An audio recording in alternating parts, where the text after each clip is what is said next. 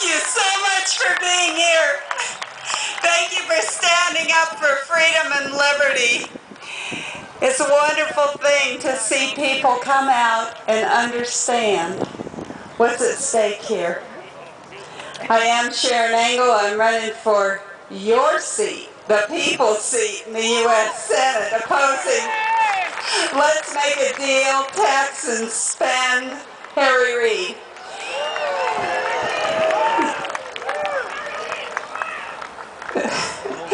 We're here to talk about Obamacare and the repeal of Obamacare. We're also here to talk about this movement. This is called the Doctors' Tea Party, and it's really part of a larger movement across this United States. You know, people ask me all the time, what's the Tea Party about? The Tea Party is about mainstream Americans that a year and a half ago got off their big fat sofas and decided they needed not only to register to vote, but they needed to take a stand for America and our liberty. Now we have, like all movements, we have a few controversial portions, but you know, controversy is good for America. It's what makes America work. We all have opinions, and just because there's some controversy doesn't mean that we always embrace every bit of that controversy. We're kind of like Reagan. If you're 80% with me, we're friends and we're going the same direction. So we don't want to concentrate on the controversy. What we want to concentrate is on those things that we commonly agree about. And we have some things that we commonly agree about. One of those is that we have the right contract with America, and that's our Constitution.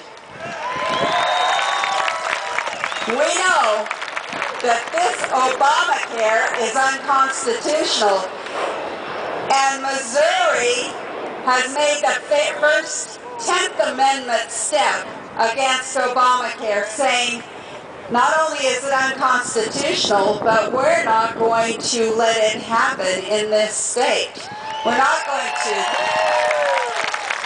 We need to support Missouri and their 10th Amendment stand against Obamacare, just like we need to support Arizona and their 10th Amendment stand for the borders. We understand our Constitution and that our founding fathers had it right. They knew that the answer to the problem, the solution to the problem, was not the government. The government is not the solution. The government's the problem. It's we, the people, that are the solution.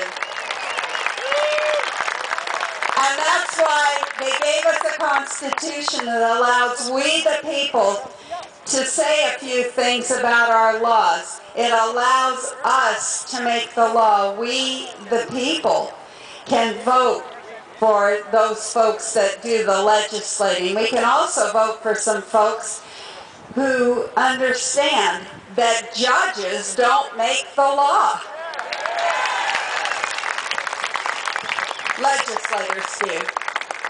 And we need to say a few things about that. When we send folks to Washington, D.C., they need to be able to talk the talk of the Constitution. When they're confirming Supreme Court judges, they need to confirm judges who understand the boundaries the Constitution has placed on judges.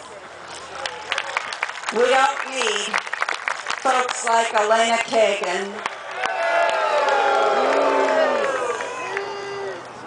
We need senators that will vote no on activist judges.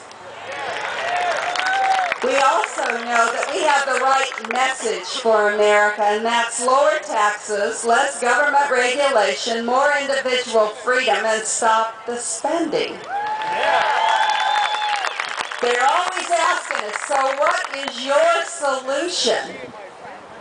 We have the solution. It's a very simple solution. Pay back, cut back, and take back. Pay back on the deficits. We can do that first by paying some of that money that we have outstanding there. We have $500 billion in stimulus. We have $500 billion coming back in TARP money, and we also have about $100 billion in unspent appropriations. We need to put that on the deficit. And while we're at it, we need to tell our senior citizens we understand that the government has taken $2.5 trillion out of your trust fund. They need to put it back.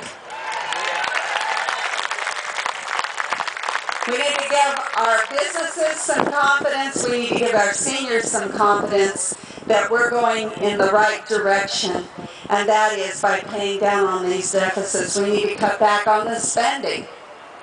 We can do that if we understand that our Constitution enumerated some powers for the federal government, and we shouldn't be spending money on things that aren't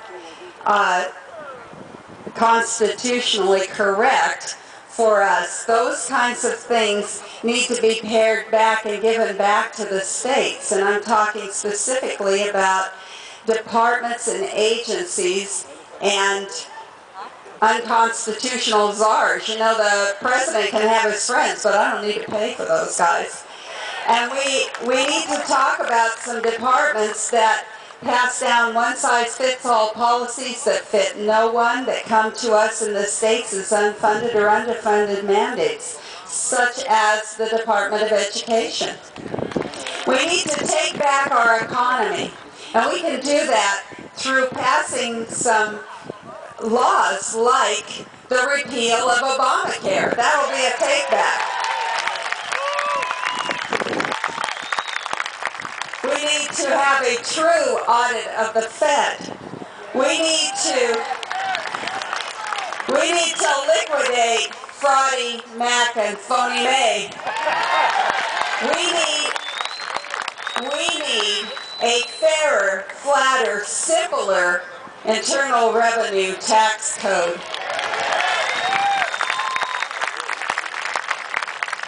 And finally, we need to talk about America joining together. That's what this Tea Party movement is really about.